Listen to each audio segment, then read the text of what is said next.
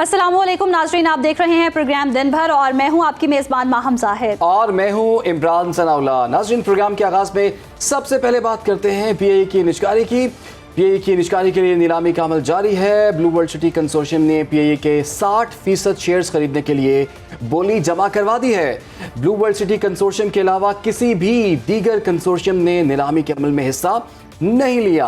PIA की नीलामी की तकरीब में chairman Blue World City Saad Nazir, CEO Blue World Aviation Meesam Raza, CEO Blue Hills Chaudhry Naeem Ejaz, CEO Blue World City Chaudhry Nadeem Ejaz और नुमाइंदा Blue World Consortium Wali Mohammad ने शिरकत की। निजकारी कमीशन हुकाम के मुताबिक बोली आज शाम 6:30 बजे खोली जाएगी। जी बिल्कुल, जिसके लिए इंतजामात भी मुकम्मल कर लिए गए हैं और CEO Blue World City Aviation Meesam Raza का कहना है कि पीआईए के 60% शेयर्स की खरीदारी के लिए बिड जमा कराई है। कौमी एयरलाइन को कामयाबी से चलाने के लिए नई सरमायाकारी के लिए भी तैयार हैं। कोशिश होगी जहाज़ों की तादाद बढ़ाकर 50 तक ले जाए। उन्होंने खुसूसी गुफ्तगू की सुनो न्यूज़ से और उन्होंने कहा कि निजकारी के बाद पीआईए किसी मुलाजिम को ना निकालने की भी खुशखबरी सुनाई है। उन्होंने मजीद क्या कहा, ये देख लेते हैं। जो 6 शुरू में पार्टीज इसमें शामिल हुई थी, उसमें से आज हम अकेले ही सामने खड़े हैं। अब इस टेल के ऊपर जो झंडा है ना, वो हमारे लिए एक होप, एक गैरत और एक अमन की निशानी है। हम सिर्फ उस परचम के पीछे गए। अपने मुल्क को किसी ने बाहर से आके ठीक नहीं करना, हमने ही खराब किया और हमने ही ठीक करना। एम्प्लॉयज का जहां तक तल्लुक है, 7000 एम्प्लॉयज हम मिले हैं 1.5 साल के लिए। दुआ करें कि 1.5 साल के बाद हम फ्लीट इतना बड़ा कर लें, 40-50 एयरक्राफ्ट हम और लेके आए, ताकि ऐसे कई 7000 हमें और भर्ती करने पड़े। ये गुफ्तगू आपने मुलाहिजा की। Chairman Blue World City Saad नज़ीर ने सुनो न्यूज़ के प्रोग्राम सवालनामा में इज़हार ख्याल करते हुए कहा है कि हमें मौका मिला तो पीआईए को खसारे से निकालकर मुनाफा बख्श एयरलाइन बनाएंगे। उन्होंने क्या कहा, इस पर स्पेशल रिपोर्ट हमने तैयार की है, आइए आपको दिखाते हैं। आपकी एयरलाइन औने पौने किसी फॉरेन कंट्री को दे दी जाएगी, जो हम समझते हैं कि ओरिजिनल प्लान वो है जिससे डरते बाकी बिडर्स नहीं आए। हम ये इंशाल्लाह नहीं होने देंगे।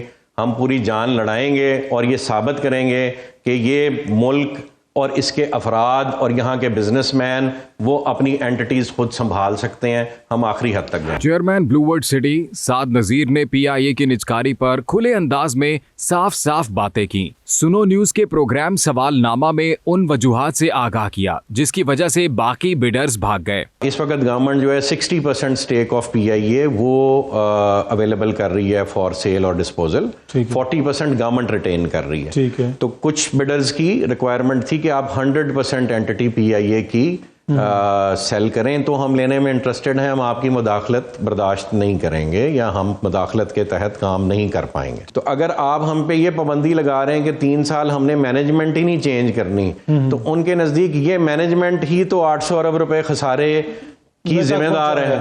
अगर 800 अरब रुपए खसारे वाली मैनेजमेंट आप साथ जहेज में दे रहे हैं कि जी इनको आपने छेड़ना नहीं है 3 साल, तो फिर अदारा चलेगा कैसे? साद नज़ीर ने कहा पीआईए के बिजनेस मॉडल को ठीक करने की जरूरत है। 14 तैयारे पहले ग्राउंड हो चुके हैं, 20 तैयारे अगले साल ग्राउंड हो जाएंगे, लेकिन इसके बावजूद हमारे पास एयरलाइन को चलाने का जामे प्लान है। एक दिन में इस एयरलाइन में 30 से 40 जहाज इन किए जा सकते हैं। All PIA needs is aeroplanes. ये 7000 की 7000 नौकरियां बचाई जा सकती हैं अगर एरोप्लेन्स आप बाहर से लें, और एरोप्लेन्स लाने के लिए जरूरत नहीं है कि वो एरोप्लेन्स खरीदे जाएं। चेयरमैन ब्लू वर्ल्ड सिटी ने कहा पाकिस्तान खास मुल्क है जिसे दुश्मन खोखला कर रहा है। हम अल्लाह की रजा की खातिर ये कदम उठा रहे हैं। यहाँ खिलाफत कायम होगी और दुनिया के लिए मिसाल बनेगी। अल्लाह की रजा की खातिर, अल्लाह के दीन की हाकमियत की खातिर हम समझते हैं ये मुल्क बचेगा, यहाँ खिलाफत कायम होगी और पूरी दुनिया पे छाएगी। लेकिन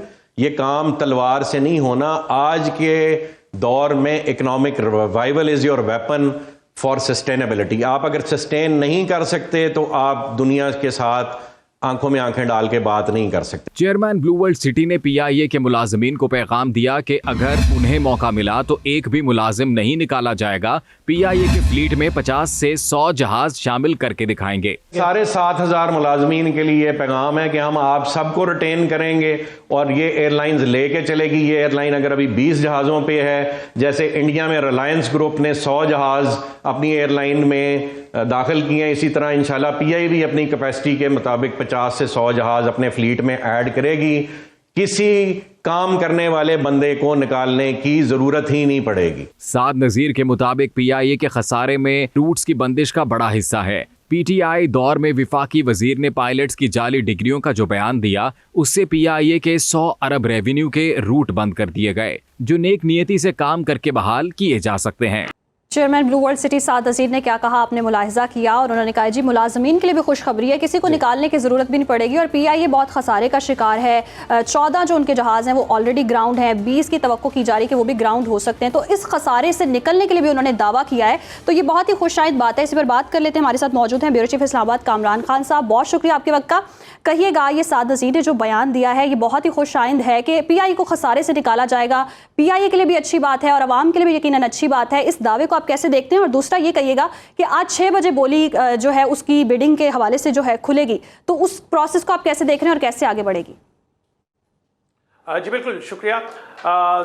आज ये इसका बाकायदा प्रोसेस जो था पीआईए की निजकारी का वो शुरू हो गया है और इस वक्त भी जारी है। 1:30 बजे एक बाकायदा सेरेमनी हुई, ये निजकारी कमीशन की जानिब से एक तकरीब मुनक़िद हुई थी जिसमें बिडर्स को दावत दी गई थी, और जैसा कि आपने भी बताया कि बिडर्स में से सिर्फ एक बिड जो है वो आई है और वो है ब्लू वर्ल्ड सिटी कंसोर्शियम की जानिब से।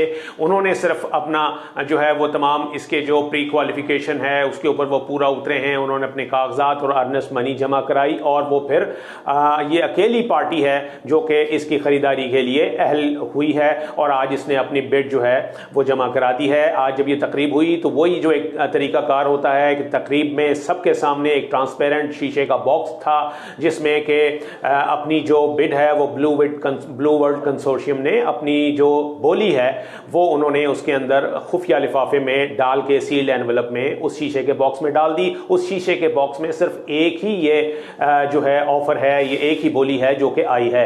तो इसका जो हतमी फैसला है वो 6:30 बजे होगा, क्योंकि देखा जाएगा कि जो रिजर्व मनी यानी जो रिजर्व अमाउंट है, जो रिजर्व कीमत है जो हुकूमत ने मुकर्रर की हुई है पीआईए की सेल के लिए, उसके मुताबिक जो बोली अगर आती है तो यकीनी तौर पर ये इसको अप्रूव कर लिया जाएगा और ये कामयाब बोली दहिंदा जो है वो उनको करार दिया जाएगा ब्लू वर्ल्ड सिटी कंसोर्शियम को।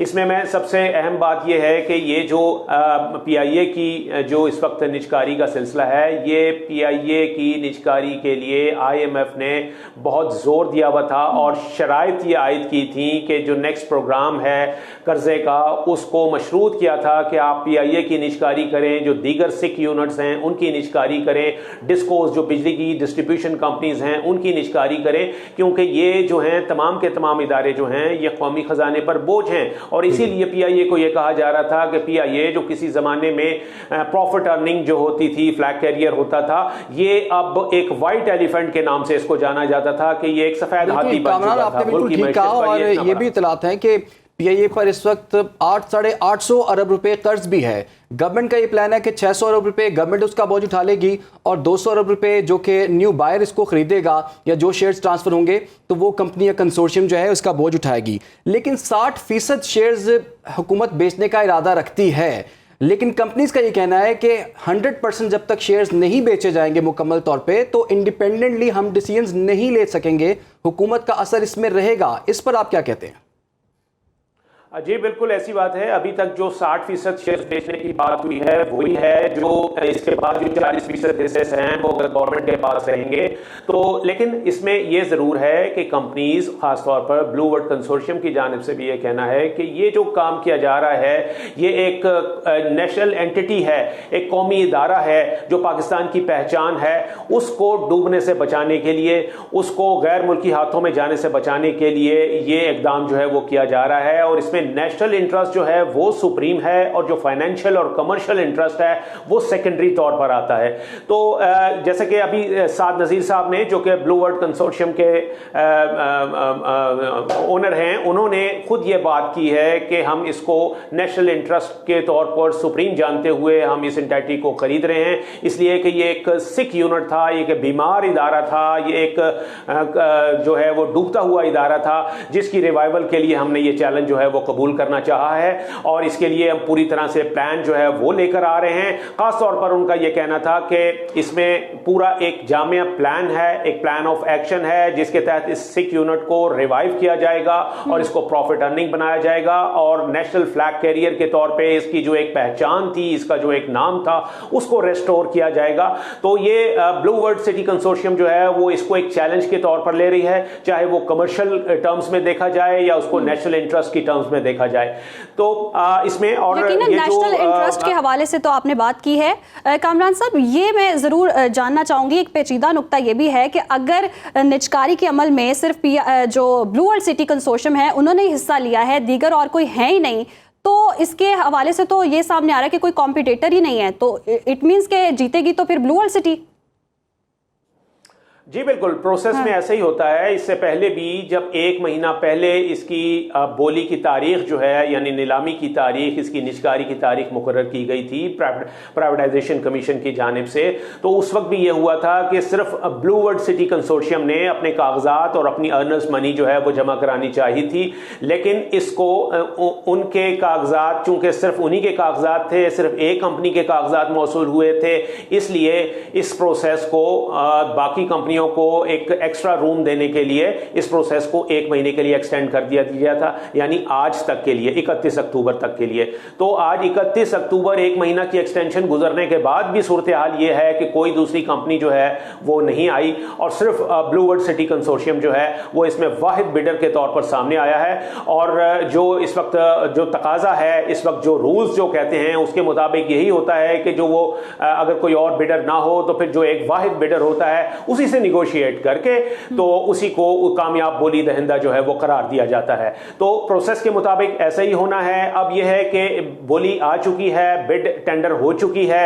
अब इस वक्त जो दरमियानी ये टाइम है 6:30 बजे तक का जो वक्त था, इसमें इस सारे प्रोसेस की जो बोर्ड ऑफ प्राइवेटाइजेशन है उससे मंजूरी ली गई है, कैबिनेट कमेटी ऑफ प्राइवेटाइजेशन है उससे मंजूरी ली गई है और इसकी फिर हतमी मंजूरी जो है वो फेडरल कैबिनेट से भी। ये भी बताइएगा, ये जो हैंडिंग ओवर टेकिंग ओवर का जो प्रोसेस होगा, मुकम्मल निजकारी का जो प्रोसेस होगा, ये कितना तवील होगा और कब तक ये हैंडिंग ओवर टेकिंग ओवर हो जाएगी? जी देखिए, ये प्राइवेटाइजेशन कमीशन जो है वो पूरा एक शेड्यूल देगा कि कामयाब बोली दहिंदा जो है उनको वक्त दिया जाएगा कि वो अपनी जो अमाउंट है वो कब तक जमा कराते हैं। इसके अलावा जितनी टर्म्स एंड कंडीशंस हैं वो सारी तय होंगी, जो टर्म्स ऑफ रेफरेंस हैं वो तय होंगे। तो ये सारा प्रोसेस जो है ये आहिस्ता आहिस्ता ग्रेजुअली चलेगा और उसके बाद फिर हैंडिंग टेकिंग जो है वो प्रॉपर होगी। लेकिन इसमें जो पहला मरहला होता है, जो जिसे हम टर्निंग पॉइंट कहते हैं, वो यही होता है कि पहले बोली जो है वो बोली दहिंदा जो है उसको कामयाबी मिले, जो बेचने वाला है उस चीज को बेच दे और जो खरीदने वाला है उसको खरीद ले। उसके बाद जो बाद के मराहिल हैं वो ग्रेजुअली जो है वो फिर तय होते रहते हैं।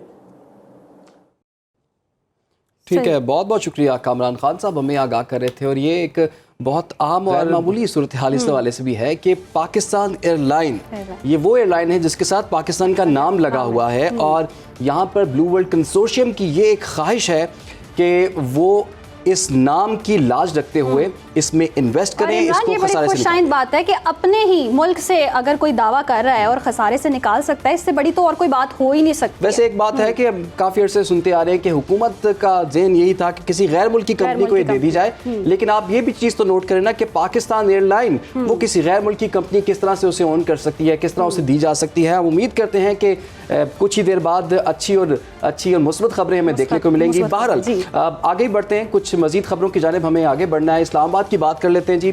इस्लामाबाद पुलिस की गफलत कहें या इसे सियासी मसरूफियात कहें, इस्लामाबाद में एक ही रोज में 4 मुख्तलिफ बैंकों में डकैती की वारदात हुई है। डाकू असलहा ले आते हुए रकम लेकर फरार हो गए हैं और डकैती की वारदातों में एक शहरी अपनी जान से हाथों बैठा है तो 9 अफराद इसमें जख्मी भी हुए हैं। और डकैती की वारदातें इस्लामाबाद के सेक्टर I9, G15, G9 और G14 में की गई हैं। डकैती की ताज़ा तरीन वारदात इस्लामाबाद के सेक्टर G10-4 में हुई है। G10-4 में नामालूम डाकुओं ने बैंक के सिक्योरिटी गार्ड पर फायरिंग की और 2 नामालूम मोटरसाइकिल सवार डकैत बैंक से रकम लूट कर फरार हो गए, जबकि जख्मी गार्ड को अस्पताल मुंतकिल किया गया। और G15 में होने वाली डकैती में 3 अफराद गोलियां लगने से जख्मी हुए हैं। G9 में होने वाली बैंक डकैती में एक शख्स को क्लैशनकोफ के फायर मारकर कत्ल कर दिया गया, जबकि 3 अफराद जख्मी भी हुए हैं। और इस्लामाबाद के सेक्टर G94 में डाकू कैश वैन के गार्ड को फायर मारकर कैश का थैला लेकर फरार हो गया और डाकू ने हेलमेट पहन रखा था और इसके हाथ में क्लैशनकोफ थी। डाकू क्लैशनकोफ लहराते हुए कैश छीन कर फरार हुआ है। बिल्कुल, और ये शहर इक़्तिदार है जी। यहाँ पर पार्लियामेंट है, यहाँ पर कौमी असम्बली है, यहाँ पर सेनेट का इजलास होता है, यहाँ पर वज़ीर आज़म हाउस है, यहाँ पर प्रेसिडेंट हाउस, यहाँ पर सुप्रीम कोर्ट है, यहाँ पर चीफ जस्टिस मौजूद। दौरों के हवाले से बात करें, गैर मुल्की मेहमान भी यहाँ आते हैं, सारी तकरीबात यहाँ होती हैं और ऐसे में ऐसी वारदातें होना निहायत ही अफसोसनाक है। नईम जंजुआ हमारे साथ मौजूद है, नुमाइंदा सुनो न्यूज़ इस्लामाबाद से। नईम, बताइएगा, इतनी वारदातें हो रही हैं, इस पर इंतज़ामिया क्या कहती है, सिक्योरिटी इदारे क्या कहते हैं, क्यों मुतहर्रिक हैं इतने डाकू और इनको कोई लगाम क्यों नहीं डाल पा रहा?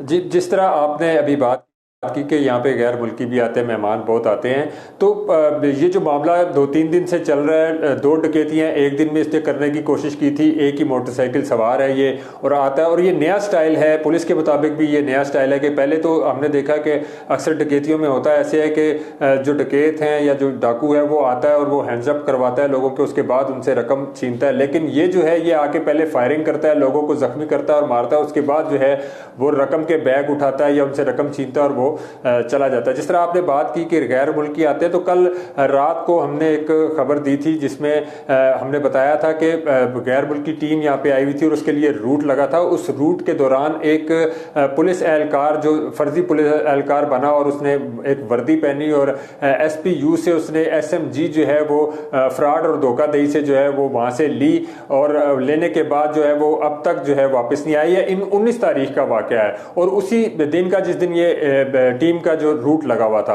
अब पुलिस की नाअहली यहीं से साबित हो जाती है कि एक ऐसा अननोन आदमी जो एक यूनिट में आता है और वहां से एक अपनी गन लेता है और गन लेने के बाद वो चला जाता है। ये जो वारदातें हैं ये उस गन के चोरी होने के बाद हुई हैं। अब ये गन तो नहीं, ये बताइएगा क्या इन वारदातों में सरकारी असला इस्तेमाल हुआ है?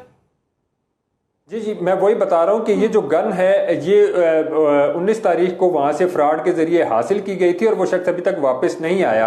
इस हवाले से जो है पुलिस की CTD की और CIA की टीमें जो है वो तहकीकात कर रही हैं कि ये क्या, ये जो इन डकैतियों में SMG इस्तेमाल हुई है, क्या ये वही SMG है या कोई और है।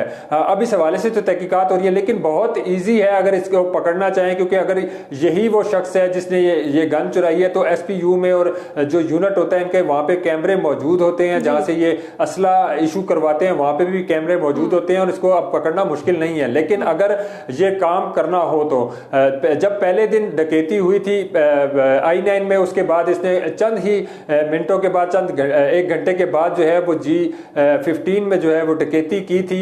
उसके बाद भी पुलिस ने कोई मौसर नाकाबंदी नहीं की और अगले दिन नाकाबंदी नहीं की। नईम जंजुआ, जब भी डकैती की बात होती है तो CCTV कैमरास का हमेशा से जिक्र होता है, उनका बहुत अहम किरदार होता है। आपने भी जैसे कि कहा कि फुटेजेस होंगी, तो क्या CCTV कैमरास ऑपरेशनल हैं और देखी जा सकती है? अगर फुटेजेस हैं तो फिर क्यों नहीं कार्रवाई की जा रही?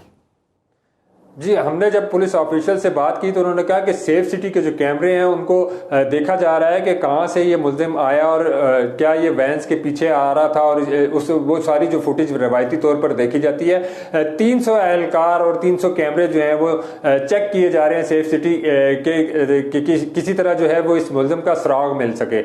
लेकिन आज तक हमने देखा है कि अगर सेफ सिटी के कैमरों से मदद ली जाए या किसी तरह जो पुलिस जिस तरह अपनी तहकीक करती है तो फौरन जो है इस किस्म का मुल्जिम जो है वो पकड़ा जाता है, क्योंकि ये सरेआम आता है, इसका स्टाइल नया है, सरेआम आता है, इसको किसी CCTV फुटेज की परवाह नहीं है, इसी किसी गार्ड की परवाह नहीं है और वो बैंक के अंदर दाखिल होता है, बैंक के सामने जो है वो वैन्स को लूटता है और चला जाता है। ऐसे मुल्जिम को पकड़ना इतना ज्यादा मुश्किल नहीं होता, लेकिन 3 दिन गुजरने के बावजूद जो है वो पुलिस अभी तक बुरी तरह नाकाम है। और खास तौर पर जो कहा जा रहा है कि जो असला जो सरकारी चोरी हुआ था, जो फ्रॉड से हासिल किया गया था, उसके ऊपर अगर तहकीकात की जा रही है तो उसको अगर देखें तो वो जाहिर है जिस यूनिट से उसने असला अपना रिसीव किया, उसने वहां से फ्रॉड से हासिल किया, वहां पे कैमरे मौजूद होते हैं, उनके जरिए इसकी तस्वीर जो है वो वाज़ह तौर पर आ भी सकती है और इसको फौरी तौर पर गिरफ्तार भी किया जा सकता है। लेकिन पुलिस की तरफ से सिर्फ ये दावा किया जा रहा है कि जितने साबिक पुलिस एहलकार थे जिनको हाल ही में DIG या IG ने किसी वजह से डिसमिस किया, उनके हवाले से तहकीकात की जा रही है कि आया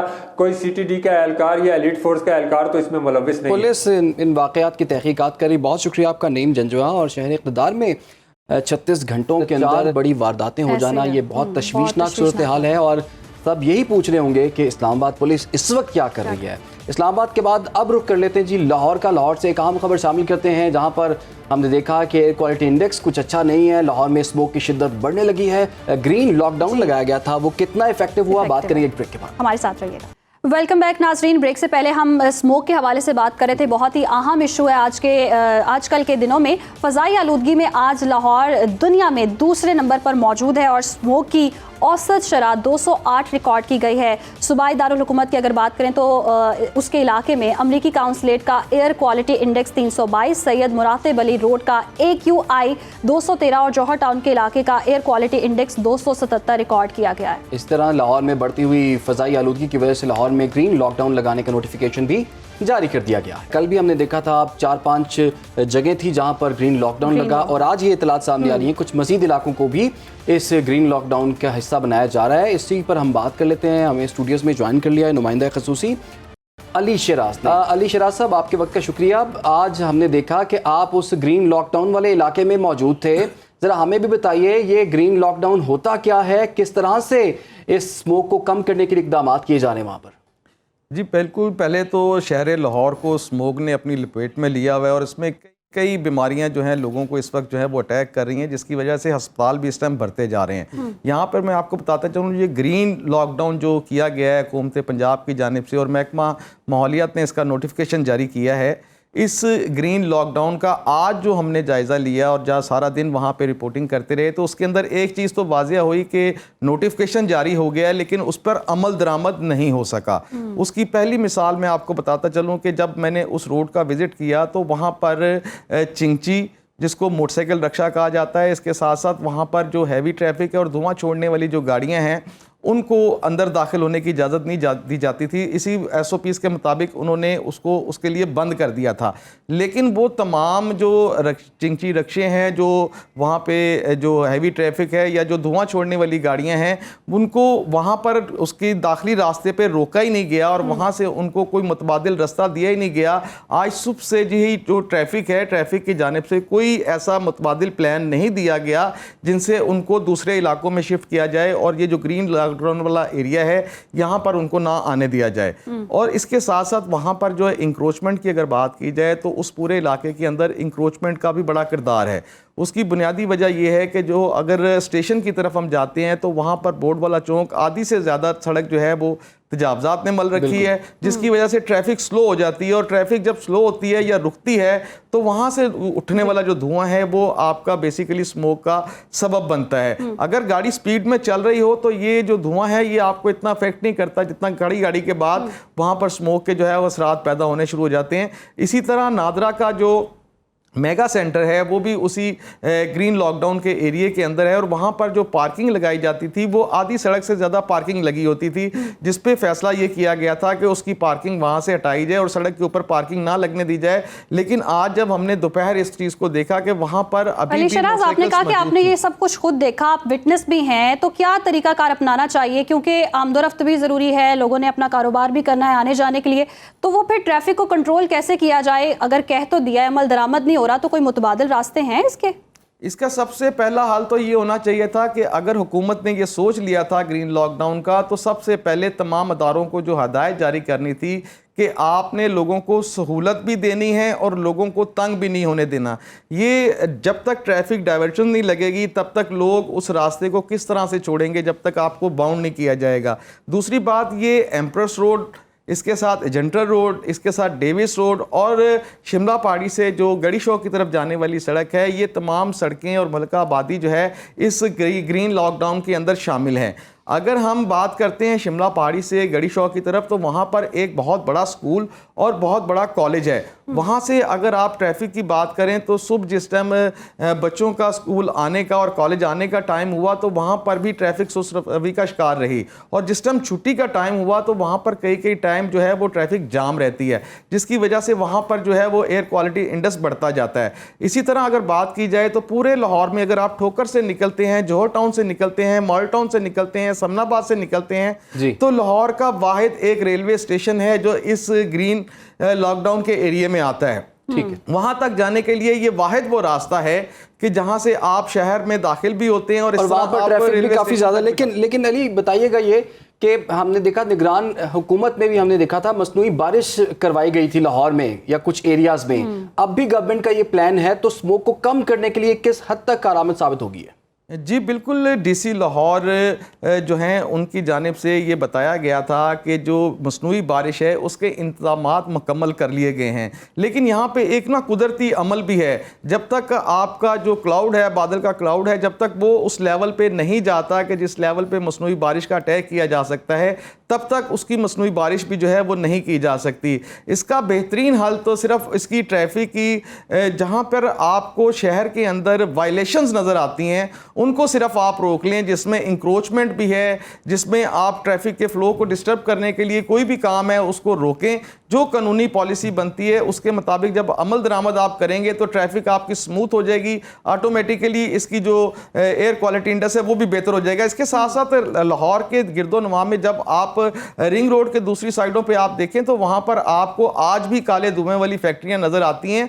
ये धुआं छोड़ने वाली फैक्ट्रियों के ऊपर कई दफ़ा ऑपरेशन हो चुके हैं, कई दफ़ा जुर्माने हो चुके हैं। आज लाहौर हाई कोर्ट ने भी कहा है कि इनकी जो फैक्ट्रियाँ उनको मस्मार करें अगर कोई धुआं छोड़ने वाली फैक्ट्री है। तो ये तो हम अरसा दराज से सुनते आ रहे हैं, बड़े बड़े दावे हमें देखने को मिले, लेकिन अमली काम जो है होता हुआ दिखाई नहीं दे रहा। बहुत शुक्रिया आपका अली शराज, आपने इस अहम मामले पर हमारे नाज़रीन को भी बताया। और मसला वही है जैसे कली भी बता रहे थे कि जो ग्रीन लॉकडाउन जहाँ पर लगा है वहाँ पर जिन चीज़ों की ममानियत थी वो चीज़ें वहाँ पर हो रही हैं जो कि नहीं होनी चाहिए। हम फ़िज़ाओं की बात कर रहे हैं, फ़ज़ाई आलूदगी की बात कर रहे हैं, तो फ़िज़ाओं में आपने एक और चीज़ भी देखी होगी, वो होते हैं जहाज़। लेकिन क्या आपने ज़मीन पर कभी चलता हुआ जहाज़ देखा है? नहीं देखा होगा, हम आपको दिखा देते हैं और आपने इस पर यकीन करना है, क्योंकि पाकिस्तान की तारीख में ये पहली दफ़ा हुआ है कि बोइंग 737 मुसाफिर तैयारे ने ज़मीनी सफ़र शुरू कर दिया है। कराची एयरपोर्ट पर खड़े नाकारा 737 बोइंग तैयारे को कराची से हैदराबाद मुंतकिल किया जा रहा है। और तैयारे को कराची हैदराबाद मोटरवे M9 के जरिए civil aviation training institute Hyderabad पहुंचाया गया और तैयारे को हैदराबाद में सिविल एविएशन के तरबियती स्कूल में रखा जाएगा। निजी ट्रांसपोर्ट कंपनी नाकारा जहाज़ को मोटरवे के जरिए हैदराबाद लेकर जा रही है।